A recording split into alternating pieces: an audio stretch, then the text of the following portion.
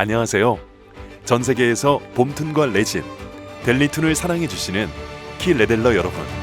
지금까지 재미있게 본 웹툰을 직접 만들어보는 과정에서 작은 도움을 드리기 위해 이 영상을 기획하였습니다. 의미 있는 시간이 되시길 바라며 시작해볼까요? 먼저 이 영상에서는 웹툰에서 가장 일반적으로 사용하는 클립 스튜디오를 사용합니다. 태블릿으로 그림을 그리는 데에는 많이 익숙하셨을 여러분께 원고의 형태를 설명드릴게요. 먼저 저희가 말하는 웹툰의 원고는 세로로 깁니다. 핸드폰 같은 모바일 기기에서 스크롤로 본다는 전제하에 만화이기 때문입니다. 하지만 그렇다고 작업을 모두 한 파일을 끝없이 길게 그려서 할 수는 없고 보통 한 페이지에서 10컷 미만을 넣는다는 생각으로 설정합니다. 대략적으로 원고지 크기는 2000픽셀, 25000 픽셀 정도면 극화를 소화하기에 적절합니다. 해상도는 300dpi로 해주세요. 물론 웹상에서 감상하기에는 고해상 서비스를 기준으로 가로 1500픽셀이면 충분합니다만 조금 더 크게 작업하는 것을 권장하는 이유는 이 원고의 그림이 출판물이나 캐릭터 상품으로 활용될 가능성을 염두에 두기 때문입니다. 길고 흰 원고지를 눈앞에 두니 가슴이 두근두근하지 않으세요? 그렇다면 비장의 시나리오를 꺼내어 콘티 작업을 시작할 때입니다. 콘티에 대해서는 다들 아시죠? 콘티란 영상이나 만화 등의 최종 결과물을 만들기 전에 준비하는 설계도 같은 것이라고 이해하시면 됩니다. 한 화에 들어갈 내용을 제어하기 위해서나 실제 작업에 들어갔을 때 오류를 줄이기 위해서나 반드시 필요합니다. 시나리오를 표현했던 내용을 원고지 위로 던져보겠습니다. 처음에는 너무 고민하지 말고 시선이 움직일 위에서 아래 방향으로 시나리오를 휙휙 늘어놓아 보세요. 웹툰에서 가장 우선하는 방향은 위에서 아래입니다. 그 다음으로 고려하는 시선 방향은 왼쪽에서 오른쪽입니다. 텍스트 레이어로 대사를 놓았다면 이제는 그 대사를 말하는 사람도 놓아보겠습니다. 사람이 들어가지 않는 컷도 있습니다. 인물들이 활동하는 시공간을 보여주는 배경 컷, 전환을 위한 소품 컷, 마음속을 묘사하기 위한 상징 컷 등이 있습니다. 시나리오를 흩어놓았으니 그걸 기초로 그려나갑니다. 무엇보다 중요한 원칙은 인물이 어디에서 어떤 행동을 어떤 감정으로 하고 있는지 보여야 한다는 것. 같은 각도와 크기의 인물이 반복되어 지루함을 주지 않도록 해야 한다는 것입니다. 정면과 클로즈업은 인물의 감정 상태를 보여주는 데 가장 적당하며 앵글이 위나 아래로 이동하면 긴장감이나 위압감 등을 줄 수 있습니다. 인물이 지어야 하는 표정을 콘티 단계에서 일일이 묘사하는 것이 귀찮게 느껴진다면 글귀를 적어놓어도 괜찮습니다. 매우 짜증이 난 표정, 이런 식으로요. 가능하면 디테일한 표정 연기를 지시해주세요. 땀이나 눈물을 흘리거나 얼굴이 붉어진 표현 같은 것도 지시해주시면 작화할 때 훨씬 감을 잡기가 쉽습니다. 연출이란 이야기를 쉽고 잘 전달하기 위한 기술이기에 가장 보편적이고 누구든 알아보기 쉬운 표현을 지향해야 독자들과 소통이 가능해요. 나만 이해할 수 있는 심오한 예술이라는 작가주의에 빠지면 독자와 멀어질 수 있습니다. 쉬어야 합니다. 간단해요. 이야기의 비중입니다. 이야기의 전체 맥락을 이해하고 주된 이야기의 큰 컷을 부수적인 이야기의 작은 컷을 배정하는 것이 기본 규칙이에요. 그렇게 해야만 독자들이 직관적으로 이야기를 받아들일 수 있습니다. 이 질문에서 초급자들이 흔히 겪는 실수를 3가지 정도 이야기해 볼 수 있어요. 하나는 감정이 얼굴 표정에만 존재한다고 믿는 것. 두 번째로 대사나 소리가 발생하는 곳으로 카메라를 비춰야 된다는 강박. 셋째, 대화 장면이나 내용에만 집중하고 인물들의 제스처 변화를 놓치는 경우입니다. 딱 이 3가지 실수만 피하려 노력해도 절대 대화씬이 지루해질 일은 없을 거예요. 컷의 크기와 자리를 결정했다면 클립 스튜디오의 툴로 예쁘게 컷의 윤곽선을 그어보겠습니다. 대부분의 컷이 사각 혹은 원고의 가로를 채우는 아래 위의 선으로 막혀 있지만 필요에 따라서 시원하게 트기도 합니다.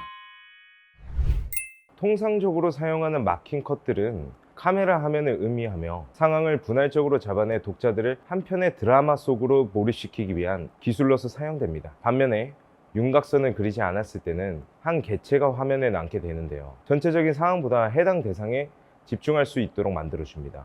또 위에서 아래로 스크롤하는 시간 동안 독자가 그 컷과 상황에 머물게 하거나 다음 컷으로 옮겨가기 전에 몰입을 쉽게 하는 준비 시간도 줍니다. 예를 들면 새하얀 배경에서 그라데이션으로 하늘이 나오고 그 다음에 왕국의 전격이 등장한다면 독자가 아주 자연스럽게 바뀐 장면으로 따라오게 되죠. A컷을 선정할 때 흔히 작가들은 서사에서 중심이 되는 장면을 골라내려 하지만 이건 꽤 아쉬운 선택입니다. 보통 A컷은 썸네일로서 활용되는데 우리는 독자들이 클릭하기 전까지 내용을 알 수 없다는 걸 잊어서는 안 돼요. 그렇다면 이야기의 중심이 되는 컷이 아닌 장르의 매력을 가장 잘 부각할 수가 있는 컷을 보여줘야 독자들의 이목을 끌고 이 이야기를 세상에 전달할 수 있다는 뜻이죠. 아무리 재밌고 완성도 있는 작품이라도 관심을 끌지 못하면 사람들은 그 작품이 세상에 있는지조차 모를 수 있습니다. 매력을 발산할 수 있는 것에 주목해 주세요. 엔딩은 마침표가 아닌 물음표입니다. 다음 화에 등장할 내용에 대해 호기심을 유발해야 하며 다음 화의 내용은 이전 화수들에 대한 답변이 되어줘야 각 에피소드 간 개연성이 발생합니다.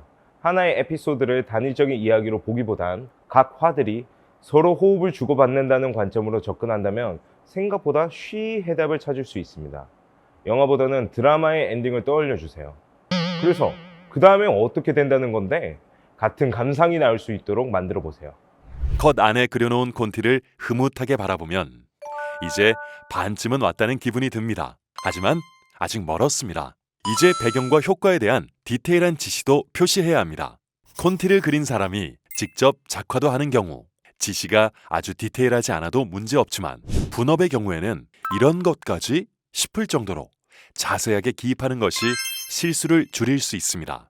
빠뜨리기 쉬운 부분을 말씀드립니다. 먼저 시간대를 반드시 표시해 주세요. 완벽주의자라면 몇 시쯤이라고 적어주시고 그보다는 헐렁한 분이라고 해도 새벽, 아침, 오후, 저녁, 깊은 밤 수준까지는 확실하게 적어주세요. 그리고 특정한 날씨가 필요할 경우에도 반드시 메모해 주세요. 매우 흐림, 비가 내림 같은 경우 말이죠.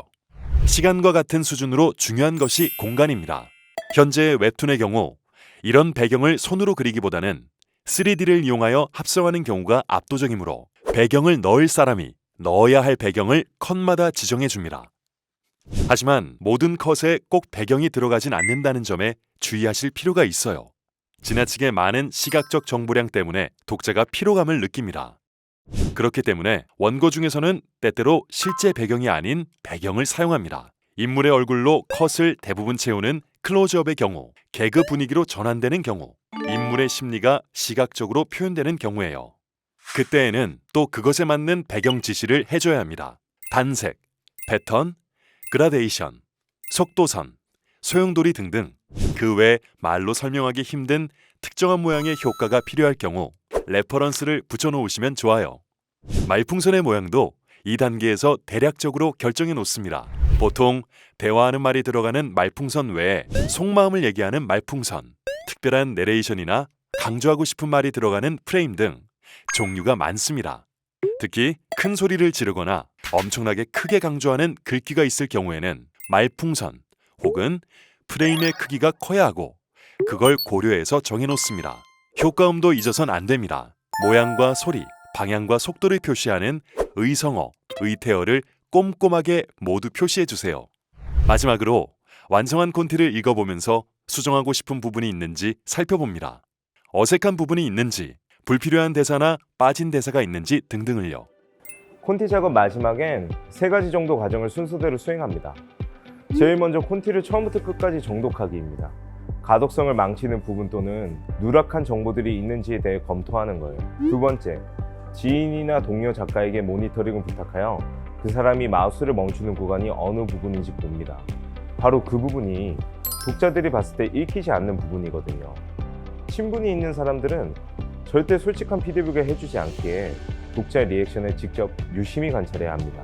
세 번째, 배경 파일에 대한 리스터, 조명의 위치, 효과 지시 등등 협업을 한다는 가정을 할 때 모두가 공유하고 알아볼 수 있는 정보들을 기재해 둡니다.